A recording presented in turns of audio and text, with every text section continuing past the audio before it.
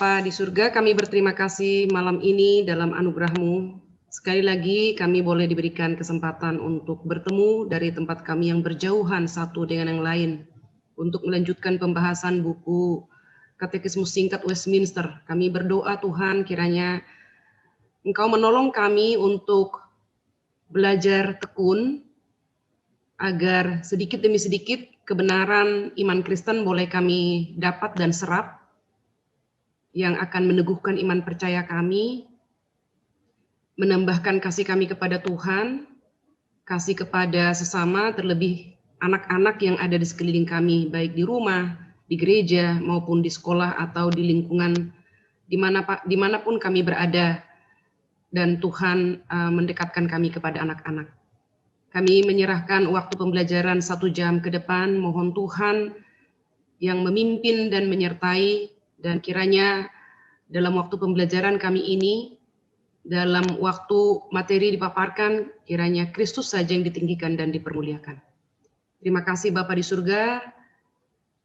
Kami juga memohon dengan cuaca hujan di Jakarta atau mungkin di beberapa daerah yang lain, kami juga berdoa mohon Tuhan memberkati gawai jaringan internet yang menunjang pembelajaran kami ini dapat berfungsi dengan semestinya sehingga tidak ada di antara kami yang terganggu mengikuti pembelajaran ini. Dengarlah doa kami dalam nama Tuhan kami Yesus Kristus, Tuhan dan Juru Selamat kami yang hidup. Kami berdoa dan bersyukur. Amin. Baik Bapak Ibu, malam ini kita akan melanjutkan pembahasan kita dari pertanyaan 36 ya. Sebelum saya masuk ke dalam materi, saya sampaikan dulu kepada Bapak Ibu, buku 1 ini hanya sampai pertanyaan 38 dan berarti tinggal 2 kali pertemuan. Oleh karena itu kita akan melanjutkan ke buku 2. Bapak Ibu silahkan yang mau pesan ke Momentum ya.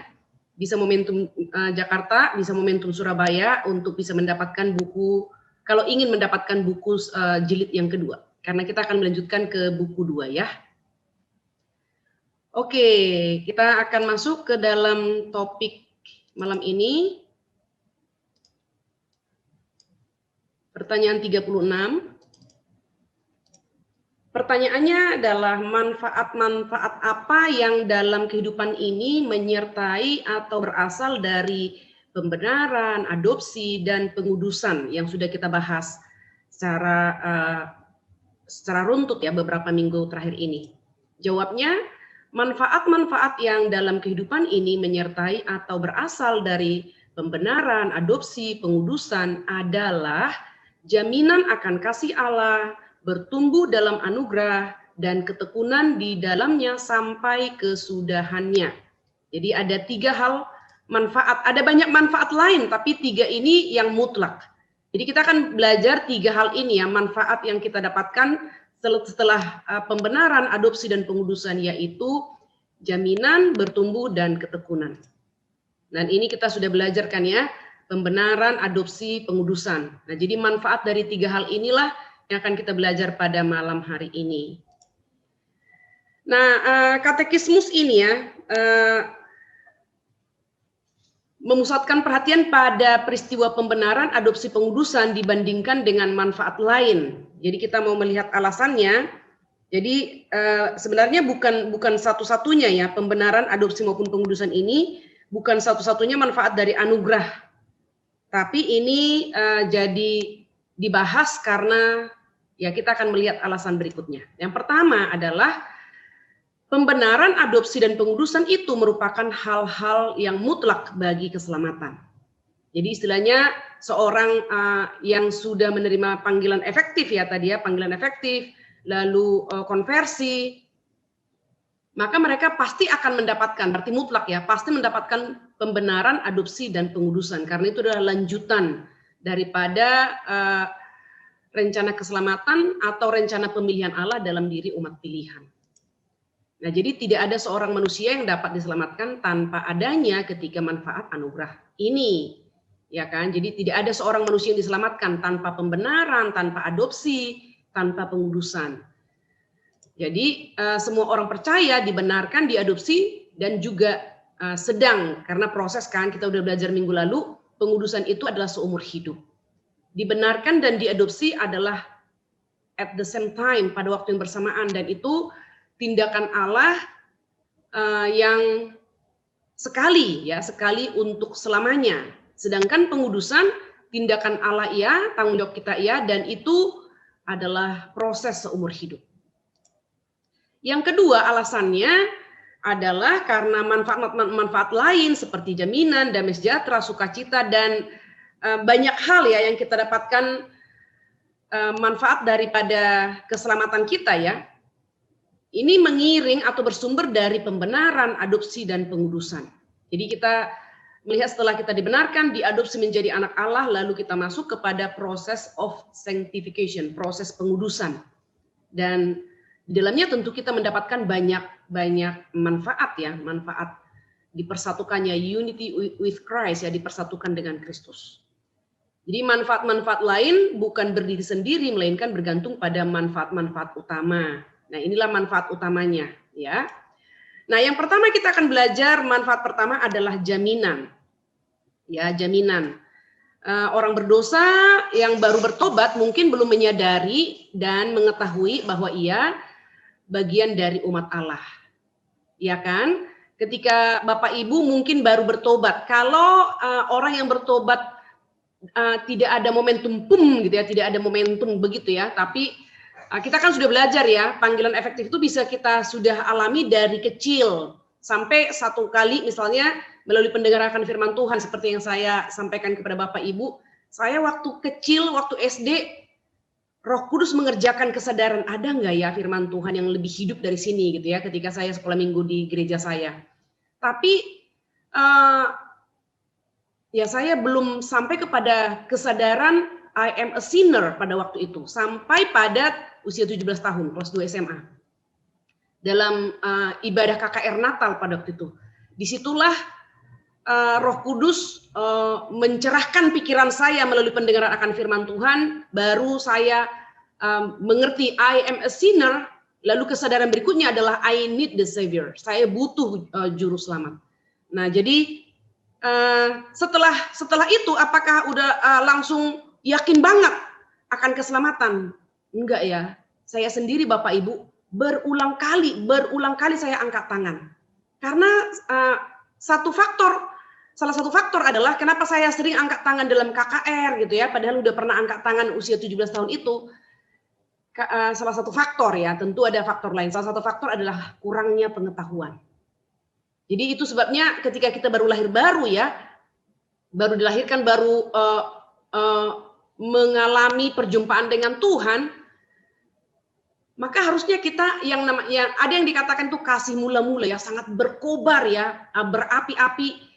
Saya dulu waktu SMA pulang sekolah itu bagi traktat. Lalu di sekolah karena saya ketua OSIS, jadi pemikiran itu adalah bagaimana menginjili orang begitu. Pergi ke taman ada orang duduk, pokoknya nggak bisa lihat orang sendiri nggak bisa lihat orang kosong langsung duduk, samperin, langsung cerita dan menunggu ada nggak pintu masuk untuk memberitakan Injil Tuhan Sampai pada akhirnya ketika saya diangkat menjadi ketua OSIS di SMA, memang sekolah kami sekolah Kristen, tapi di sekolah kami waktu itu di Medan belum ada ibadah siswa. Jadi sayalah yang memulai pioner daripada persekutuan siswa di sekolah kami sampai sekarang tetap berjalan. Dan satu sukacita bagi saya ketika saya bergabung dengan Gerakan Reform tahun 2003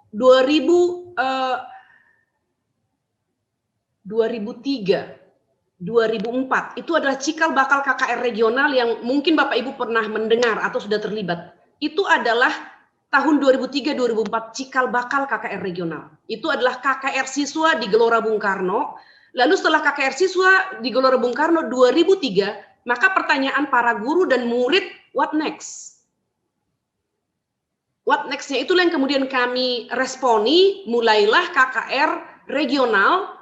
Makanya disebut KKR regional karena memang regional dikumpulkan di Gor Sunter, dikumpulkan sekolah-sekolah sekitar Sunter, dikumpulkan di Gor Tanjung Priuk, sekolah-sekolah di sekitar Tanjung Priuk, dikumpulkan di Gor Otista, Jakarta Timur begitu ya.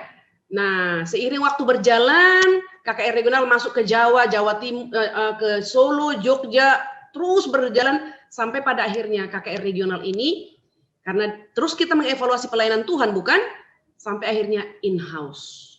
Masuk akhirnya menerjunkan, kalau dulu para hamba Tuhan saja Bapak Ibu, ya, majelis jemaat itu hanya menjadi humas, transportasi, konsumsi dan seterusnya. Pembicara cuma tunggal satu. Tapi kemudian dievaluasi kurang efektif karena begitu ribut dan juga kadang-kadang tempat panas, dan akhirnya seiring dengan waktu tentunya dengan evaluasi KKR regional ini menjadi KKR in-house ya, tidak disebut lagi, tidak dikumpulkan lagi di satu tempat. Momen-momen tertentu masih dikumpulkan, tapi almost ya, karena jemaat awam juga digerakkan untuk turun ke lapangan menjadi pembicara-pembicara awam, maka memberi kemungkinan kepada kita untuk melaksanakan KKR itu in-house, masuk ke sekolah-sekolah dan lebih efektif, jumlah lebih sedikit dan lebih menjangkau ya, anak-anak itu lebih terjangkau. Nah, jadi pada waktu kita baru bertobat seperti itu, seperti tadi ya, what next? Setelah KKR, terima Tuhan, what next? Nah, Bapak Ibu tahu, pernah sampai 4.000 siswa yang kami layani sebagai pelayanan siswa di Jakarta. Follow up ini namanya, follow up. Jadi setelah KKR 2003, maka ada pelayanan siswa, ada yang mengajar agama, ada yang mengajar ibadah, ada yang memimpin ibadah siswa, ada yang sekali seminggu, 2 kali seminggu, sekali 2 minggu, sekali sebulan, tergantung kesepakatan dengan pihak sekolah. Karena kita menyadari orang yang sudah lahir baru, sudah berespon misalnya setelah mendengar firman Tuhan, dia tidak langsung firm ya, langsung mantap gitu keselamatannya. Maka perlu pemuridan ya. Small group, organic small group, OSG misalnya yang Bapak Ibu bisa kenal. Kalau di bahasa Indonesia itu KTB, kelompok tumbuh bersama. Atau pembinaan begitu. Ya karena ini, jadi orang berdosa yang baru bertobat itu atau petobat baru itu mungkin belum langsung menyadari, maka dia perlu dimuridkan. Mungkin belum memiliki pemahaman Alkitab yang cukup memadai. Nah, ini dia tadi yang saya katakan poinnya. Belum memiliki pemahaman yang cukup memadai. Itu sebabnya saya pun berulang kali angkat tangan. Karena faktornya ini. Kurang memiliki pemahaman Alkitab yang memadai. Dan Alkitab memberikan dorongan ya. Di dalam 2 Petrus 1 ayat 10. Jadi setelah kita menyatakan iman ya, statement of faith, saya percaya dari hati, mengaku dengan mulut, menerima Yesus sebagai Tuhan dan Juru Selamat pribadi, maka dalam 2 Petrus 1 ayat 10 dikatakan, berusahalah sungguh-sungguh supaya panggilanmu dan pemilihanmu makin teguh. Jadi setelah kita dilahir barukan, maka kita harus berusaha dengan sungguh-sungguh. Kita harus belajar, kita harus bertekun ya, nanti poin-poin yang berikutnya. Jadi jaminan ini untuk diteguhkan kita perlu berusaha dengan sungguh-sungguh ya, supaya ini tadi kalau kita kurang pemahaman iman Kristen boleh ditambahkan sehingga semakin diteguhkan ya enggak. Saya masih tetap memikirkan tadi ya, dalam persiapan malam hari ini saya masih tetap memikirkan, kalau kita masih ada iri hati, masih ada ketidaksukaan dengan orang lain karena faktor pribadi ya, saya berpikir saya masih butuh lebih banyak lagi firman Tuhan supaya saya bisa berlapang dada, berlapang hati.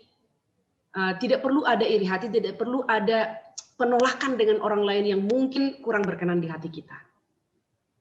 Nah, jadi kan proses Bu ya, itu kan proses bertumbuh ya, proses bertumbuh. Saya sudah berulang kali katakan kepada Bapak Ibu, kalau kita menyadari diri kita kurang dalam banyak hal, berarti kita butuh lebih banyak lagi firman Tuhan. Lebih banyak lagi firman Tuhan. Supaya semakin meneguhkan kasih kita, semakin meneguhkan iman kita ya, dan juga kesaksian kita tentunya. Lalu dalam Yohanes 5 ayat 13, sebab jikalau kamu melakukannya, kamu tidak akan pernah tersandung ya, melakukan kebenaran firman Tuhan tentunya ya, mengikuti pimpinan roh. Orang percaya tidak langsung memiliki keyakinan akan jaminan tersebut segera sesudah ia percaya, paling tidak bukan suatu keyakinan akan jaminan penuh. Nah, ini yang diberitahukan oleh Ibrani 6 ayat 11. Jadi memang tidak langsung, perlu ada waktu. Maka kita anak-anak di sekolah, sekarang kita konteksnya bicara tentang anak-anak sekolah minggu misalnya, anak-anak di sekolah misalnya. Maka kita perlu memberikan pengajaran firman yang sehat, yang sejati, bukan pengajaran moral. Karena anak-anak yang kalau mereka dari anak-anak sudah dimunculkan iman percaya mereka, maka mereka perlu diberikan asupan makanan rohani untuk meneguhkan jaminan keselamatan mereka.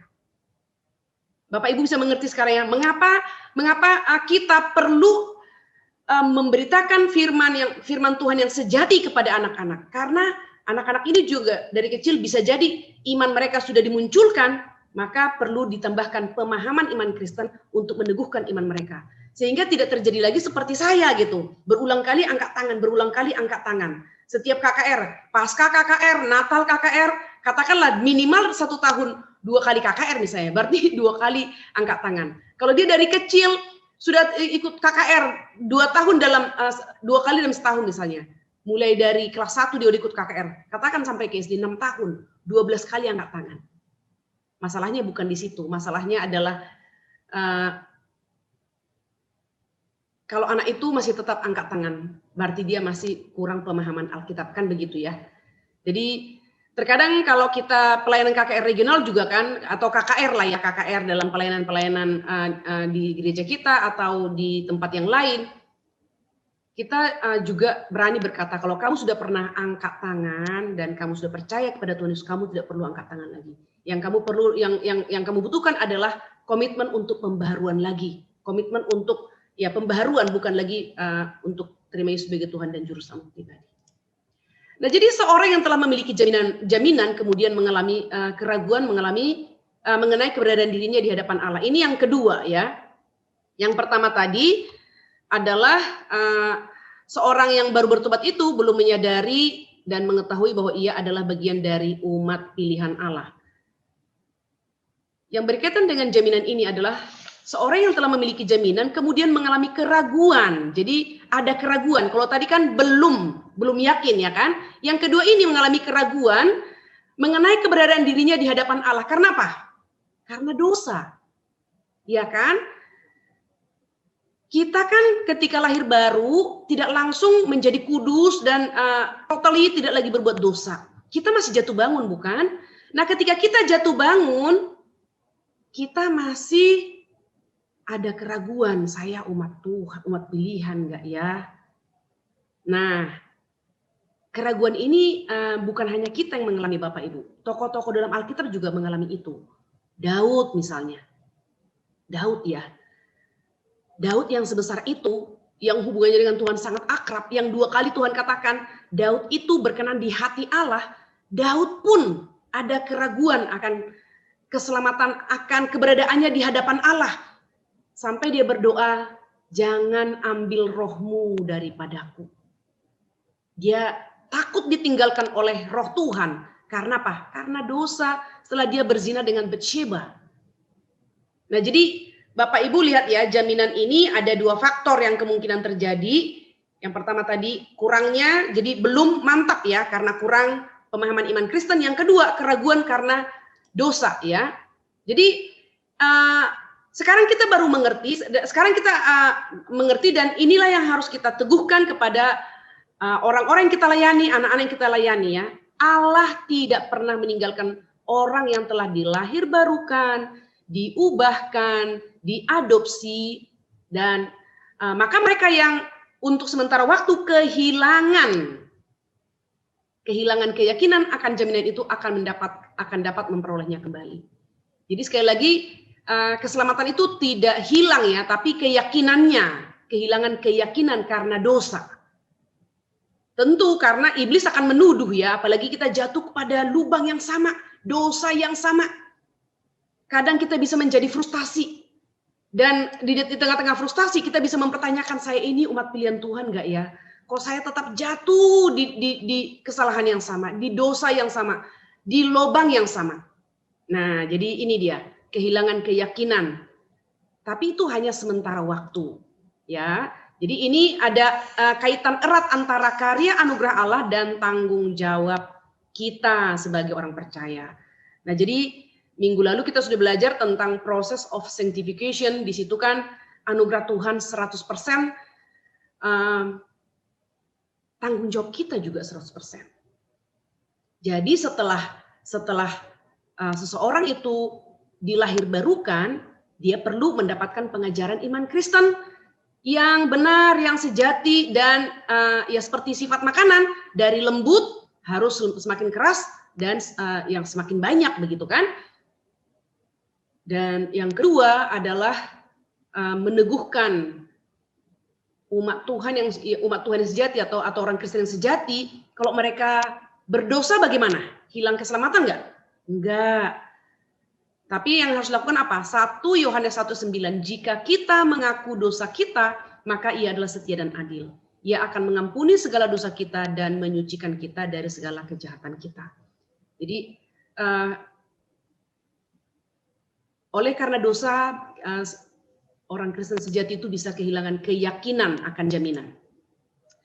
Allah tidak pernah meninggalkan seorang percaya sejati, ya, orang Kristen sejati berarti ya. Bahkan ketika orang percaya itu terkadang lalai melakukan kewajibannya. Karena kita ini manusia penuh keterbatasan, penuh kelemahan, penuh dengan dosa, kita bisa lalai.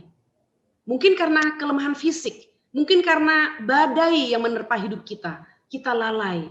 Kita lalai membaca firman yang adalah sumber kekuatan kita untuk berjalan bersama dengan Tuhan, ya kan? Dalam Alkitab kan dikatakan Kristus ketika kita dilahirbarukan, Kristus menjadi raja dalam hidup kita. Dengan Roh Kudus masuk dalam hati kita, Kristus menjadi raja. Ya, ketika Kristus menjadi raja kita, raja memimpin hidup kita, Dia memimpin kita melalui firman dan Roh, ya kan? Itu sebabnya kita harus selalu membaca firman agar senantiasa kita merajakan Kristus dalam hidup kita. Tanpa firman Tuhan itu, kita bisa merajakan uang, merajakan jabatan. Merajakan itu berarti memberi diri kita dipimpin, kan begitu ya. Nah, jadi Bapak Ibu, ini perlu sekali ya, dengan pemahaman ini berarti, oke. Kristus adalah raja yang memerintah hidupku, maka aku tahu Dia memerintah aku melalui firman dan Roh. Maka aku harus selalu membaca Alkitab supaya aku tahu apa pimpinan Tuhan bagiku, apa kehendak Tuhan bagiku. Dan aku harus senantiasa menaati pimpinan Roh Kudus. Bukan lagi menaati pimpinan diri sendiri. Tidak lagi menaati kehendak diri, begitu kan ya. Nah, ini tidak mengubah kenyataan bahwa kecuali ya bila si orang Kristen sejati itu memperbaiki kelakuannya dan kembali bertekun, ia tidak akan pernah memiliki keyakinan akan jaminan bahwa dirinya adalah milik Allah. Jadi Bapak Ibu bisa perhatikan ya, perlunya tanggung jawab. Kalau dia tidak menjalankan tanggung jawabnya, tidak membaca firman, tidak ikut pembinaan kerohanian di gereja, dia cuma hanya satu kali dia menyatakan aku mau percaya kepada Tuhan Yesus, tapi dia tidak menjalankan tanggung jawabnya untuk bertumbuh misalnya. Maka hilangnya keyakinan ini untuk sementara waktu, ya mungkin akan, bukan sementara waktu, tapi akan panjang waktunya, kan begitu ya, panjang waktunya. Karena faktor pertama tadi nggak dapat penambahan pengetahuan akan iman Kristennya. Jadi dia tidak bisa bertumbuh mengenal Allah, tidak bisa juga bertumbuh dalam pengetahuan akan iman Kristen. Nah, jadi ini penting sekali Bapak Ibu, kalau kita menginjili seseorang ya, dan kita tahu orang itu kurang pemahaman, maka kita harus memikirkan satu wadah untuk pembinaan. Nah, guru sekolah minggu, kelas-kelas kita adalah satu wadah, itu kita sudah dikondisikan. Maka berjuanglah belajar firman Tuhan untuk memberikan pengajaran yang benar, yang sejati. Firman Tuhan yang kekal di dalam kelas sekolah minggu. Jangan lagi bermain-main dalam menggunakan waktu 1 kali dalam 1 minggu itu. Jangan kita sia-siakan dan buang-buang waktu anak-anak kita yang sudah, untuk saat ini konteksnya yang sudah bergabung dalam Zoom misalnya. Atau kalau ada gereja yang sudah pertemuan fisik. Jangan kita berani membuang-buang waktu mereka karena kita tidak mempersiapkan firman Tuhan dengan serius. Yang kedua adalah damai sejahtera. Bagi Bapak Ibu yang ada buku, di halaman 233 ya. Yang kedua adalah damai sejahtera. Ya, di sini berkat lain berkaitan dengan jaminan adalah damai sejahtera. Ya, sukacita di dalam Roh Kudus, ya, sukacita dalam Roh Kudus. Paulus menunjukkan kesaksian hati nurani serta sukacita batinia sebagai bukti. Jadi Bapak Ibu perhatikan, kesaksian hati nurani, sukacita batinia menjadi bukti bahwa dia memiliki jaminan akan anugerah Allah. Ini dituliskan Paulus di dalam 2 Korintus 1 ayat 12, 2 Timotius 1 ayat 3. Jadi ada kesaksian hati nurani dan ada sukacita batinia. Nah, ketika kita bicara tentang kesaksian hati nurani, sukacita batinia, ini tidak bisa dibandingkan sukacita ketika kita mendapat hadiah apapun. Bapak Ibu tentu ada pengalaman mendapatkan hadiah, ya, baik hadiah yang kita kehendaki maupun hadiah yang tidak kita kehendaki, hadiah yang lux ya, hadiah yang di luar pemikiran kita gitu. Orang bisa memberikan di luar pemikiran kita, bermimpi pun mungkin kita tidak pernah mendapatkan barang itu, begitu ya. Tapi ternyata Tuhan beri melalui orang yang mengasihi kita misalnya.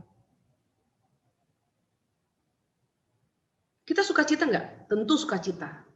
Tapi sukacita itu hanya sementara karena itu barang yang bisa kita pakai. Sama seperti anak-anak ketika baru membeli mainan, wah dia senang sekali dengan mainan baru itu. Tapi tunggu 2 minggu, itu akan menjadi mainan lama. Sukacitanya ya akan mulai memudar begitu. Perlahan-lahan mainan itu akan disingkirkan karena akan ada lagi mainan yang baru. Tetapi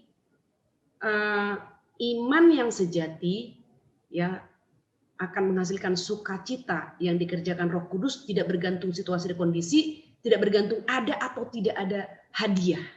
Jadi tidak bergantung pemberian, tidak bergantung kepada apa yang kita miliki, berapa banyak yang kita miliki.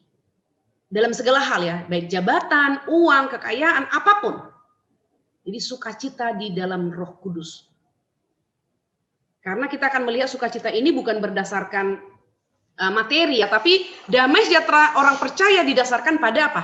Pengorbanan Yesus Kristus dan melakukan hal yang menyenangkan Allah sebagai ucapan syukur.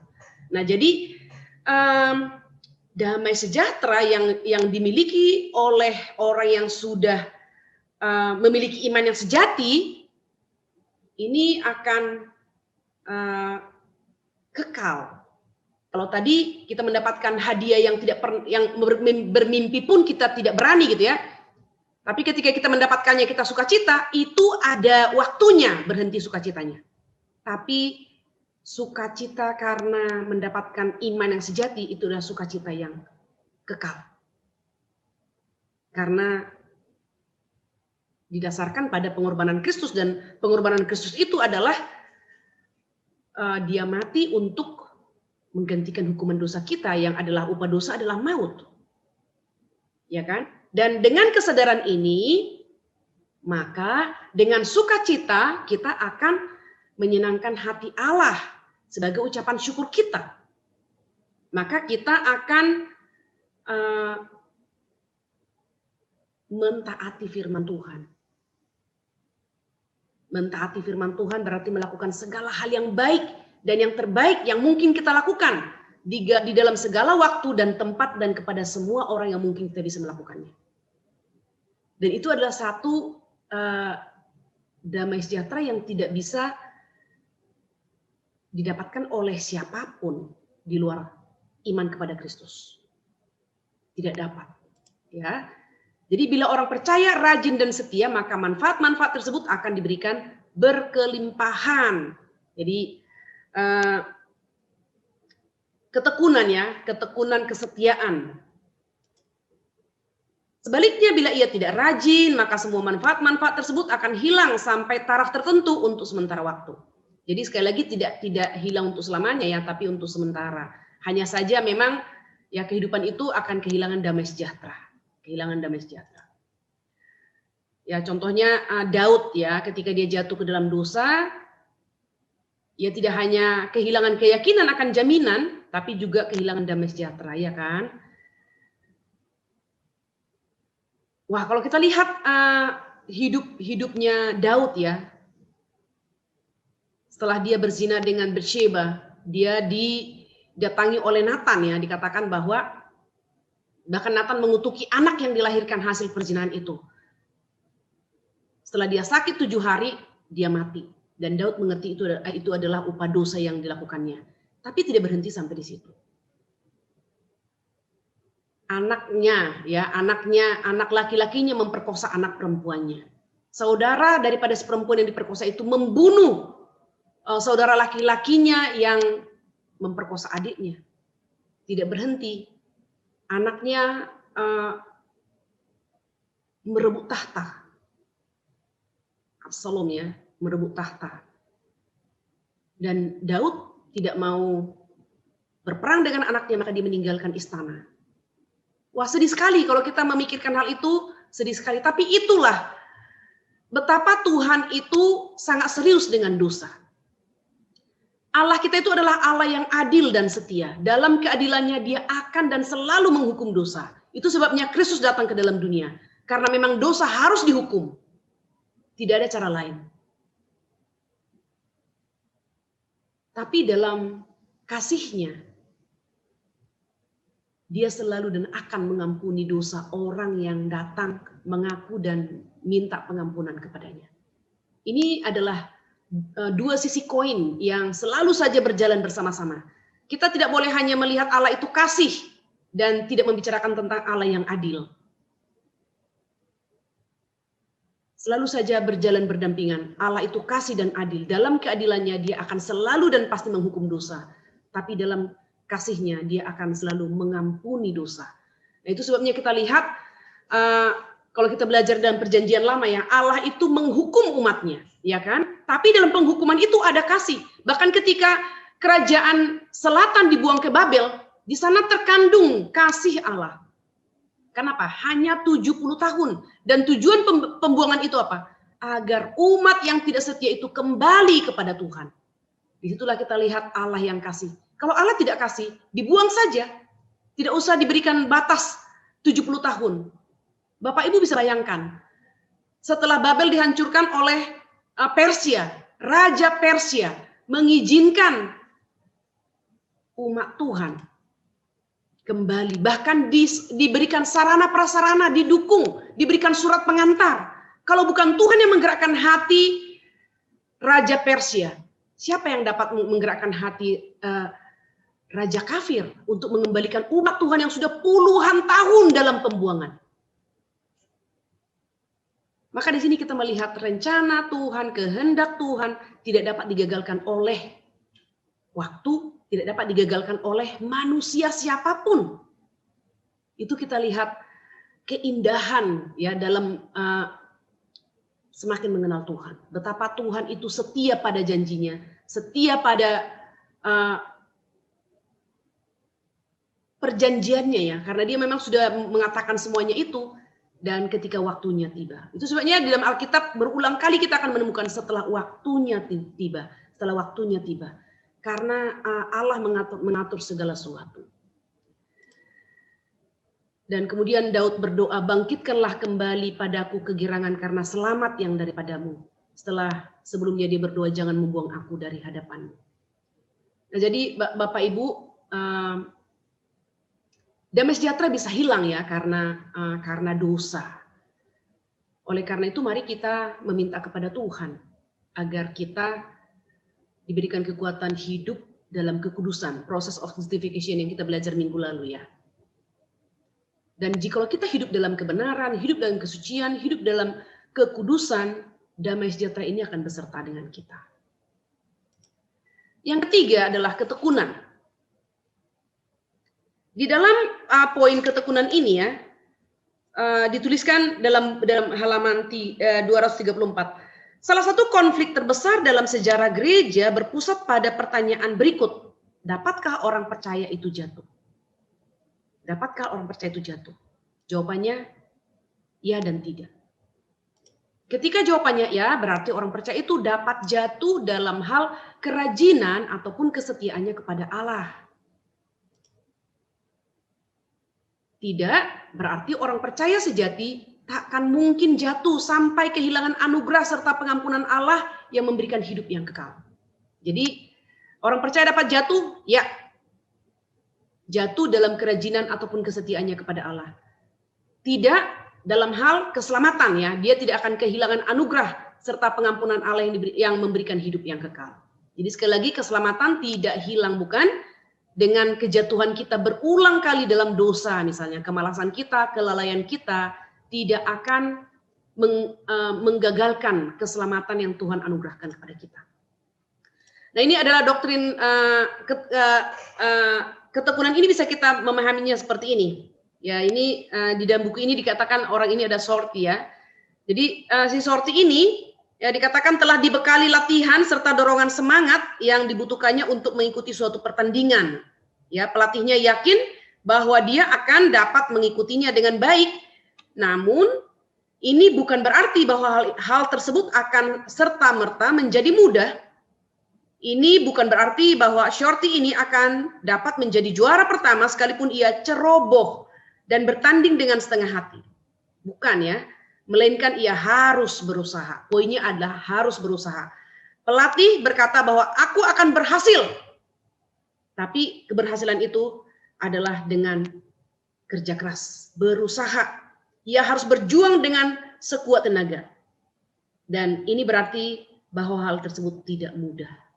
Nah, ini ketekunan. Ini bicara ilustrasi gambar ini adalah untuk ketekunan. Berlatih. Ya, jadi yang pertama kita melihat ketekunan tidak berarti bahwa semua orang dari gereja yang kasat mata itu akan diselamatkan. Kasat mata berarti gereja, orang yang ada di dalam gedung gereja. Ya. Ketekunan tidak berarti bahwa semua anggota dari gereja secara kasat mata, berarti ini anggota gereja, ya, orang yang ada di dalam gereja akan diselamatkan.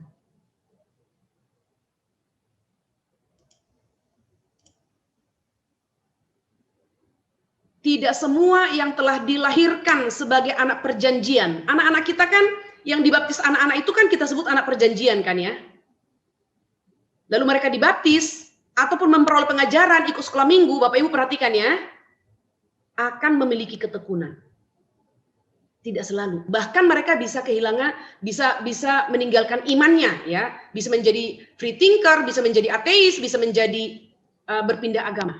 Sekali lagi, tidak semua yang telah dilahirkan sebagai anak perjanjian. Ini bukan berarti dilahir barukan, ya. Dilahirkan sebagai anak perjanjian berarti anak keturunan orang Kristen. Kemudian mereka dibaptiskan, baptisan anak, ataupun memperoleh pengajaran, berarti sekolah minggu. Begitu kan? Akan memiliki ketekunan. Contoh, ya, Yudas, murid Tuhan, salah satu dari 12 murid. Ia tidak memiliki ketekunan. Mari kita membuka bersama-sama dalam 1 Yohanes 2. 1 Yohanes 2 ayat 19. Memang mereka berasal dari antara kita, tetapi mereka tidak sungguh-sungguh termasuk pada kita. Sebab jika mereka sungguh-sungguh termasuk pada kita, niscaya mereka tetap bersama-sama dengan kita. Tetapi hal itu terjadi supaya menjadi nyata bahwa tidak semua mereka sungguh-sungguh termasuk pada kita.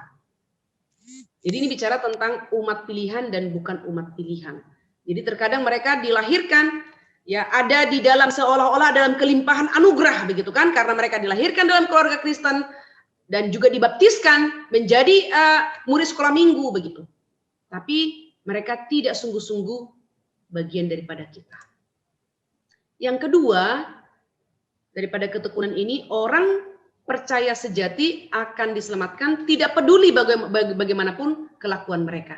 Jadi menunjukkan bahwa keselamatan itu tidak didasarkan pada kelakuan. Ya kan? Orang percaya sejati akan diselamatkan tidak peduli bagaimana kelakuan mereka.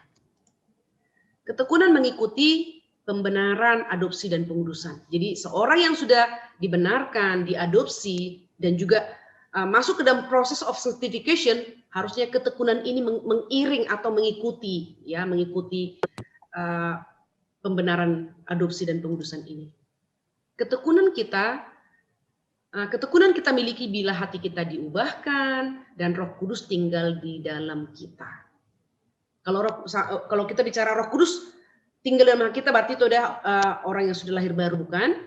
Ketika kita percaya kepada Tuhan Yesus, menerima Dia sebagai Tuhan dan Juru Selamat pribadi, Roh Kudus masuk dan tinggal dalam hati kita, ya kan? Seseorang yang hatinya telah diubahkan tidak akan berkanjang dalam dosa. Saya pikir kita setuju ya, seorang yang hatinya telah diubahkan, karena kita sudah diberi hati yang baru. Dan hati yang baru ini tidak mungkin bisa lagi menikmati dosa ya dengan leluasa. Roh Kudus yang sudah ada dalam hati kita akan menggelisahkan kita. Mungkin tuh sesaat kita bisa menikmati dosa, tapi setelah itu kita tidak mungkin bisa, tadi poin yang pertama tadi, damai sejahtera, tidak mungkin. Pasti kita gelisah ya, something wrong with me gitu. Ada sesuatu yang salah pada saya. Sampai kita datang bersembah sujud di hadapan Tuhan, mengaku dosa kita, minta pengampunan kepada Tuhan, minta kekuatan untuk membenci dosa kita, meninggalkannya, dan hidup dalam kebenaran. Seseorang yang hatinya telah didiami oleh Roh Kudus tidak akan hidup berdamai dengan dosa. Absolut, tidak mungkin. Seorang yang hatinya telah didiami Roh Kudus akan memiliki kerinduan untuk berjuang melawan dosa.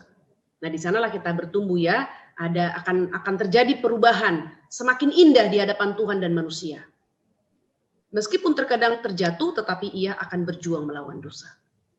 Nah ini, jadi orang percaya sejati akan diselamatkan tidak peduli bagaimana kelakuan mereka. Yang ketiga, ketekunan tidak berarti orang percaya sejati diselamatkan oleh usaha sendiri, ya kan? Karena kita bicara ketekunan kan, jadi bukan karena ketekunan itu kita diselamatkan. Jadi ketekunan membutuhkan usaha. Orang percaya harus berusaha dengan sungguh-sungguh untuk menjadikan panggilan serta pilihan mereka semakin teguh. Alkitab dengan jelas mengatakan bahwa Allah sendirilah yang telah bekerja dalam diri kita sehingga kehendak kita sinkron dengan kehendak Allah. Ya kan? Kita sudah belajar ini ketika kita sudah diselamatkan, maka kemudian adalah Rasul Paulus mengatakan kerjakanlah keselamatanmu. Anugerah Allah 100%, berikutnya adalah tanggung jawab kita 100%, mengerjakan keselamatan itu. Ketekunan, ya ketekunan. Allah sendiri yang layak menerima seluruh pujian bila mana kita bertekun di dalam anugerah. Benar, ya 100%. Ketika kita menjadi orang yang tekun, belajar bekerja dengan penuh tanggung jawab, dan karya-karya kita selalu berkualitas dan orang lain melihat kita bahwa kita adalah look different ya, kita selalu berbeda dengan mereka begitu. Sekali lagi ketika itu terjadi, yang yang layak mendapatkan seluruh pujian adalah Tuhan. Maka hidup kita pada akhirnya harus soli deo gloria, kemuliaan hanya bagi Allah. Tidak mungkin kita menerima pujian itu. Karena kita tahu Tuhan yang mengerjakannya di dalam kita. 1 Yohanes 3 ayat 9. Setiap orang yang lahir dari Allah tidak terus-menerus berbuat dosa lagi. Sebab benih ilahi tetap ada di dalam dia dan dia tidak dapat berbuat dosa karena dia lahir dari Allah. Ya, ini dituliskan oleh Rasul Yohanes ya. Setiap orang lahir dari Allah tidak mungkin dia akan terus-menerus berbuat dosa lagi. Jadi seorang yang sudah lahir barukan. 1 Yohanes 5:16, dosa yang mendatangkan maut. Yang dimaksud dengan dosa mendatangkan maut tentu adalah yang kita lihat dalam diri orang yang mengaku percaya kepada Kristus, tetapi kemudian berpaling dari Kristus. Jadi hanya menyatakan mengaku percaya, tapi sebenarnya dia belum Kristen sejati ya. Karena pada akhirnya kita melihat dia berpaling atau meninggalkan iman yang sejati.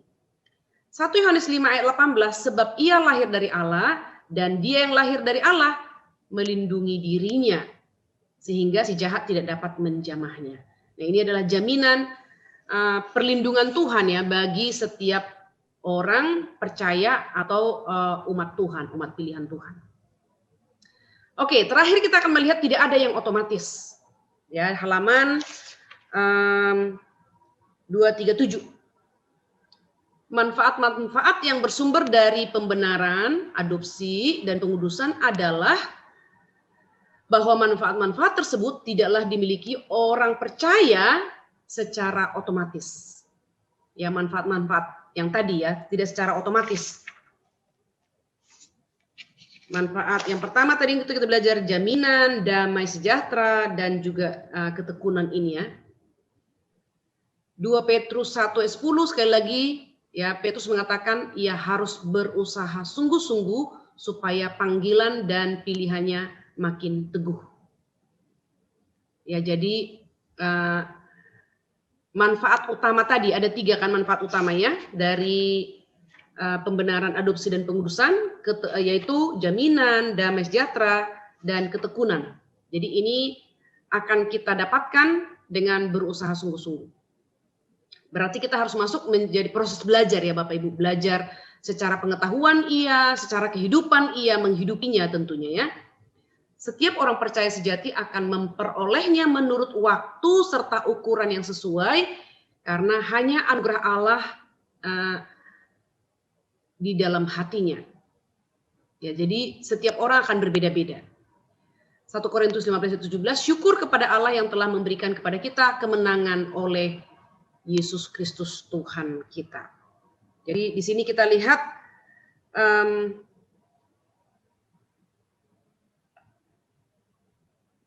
bahwa setelah kita menerima atau memperoleh iman yang sejati, iman kepada Kristus, ya, memperoleh keselamatan, jaminan keselamatan yang kita ketahui itu already but not yet.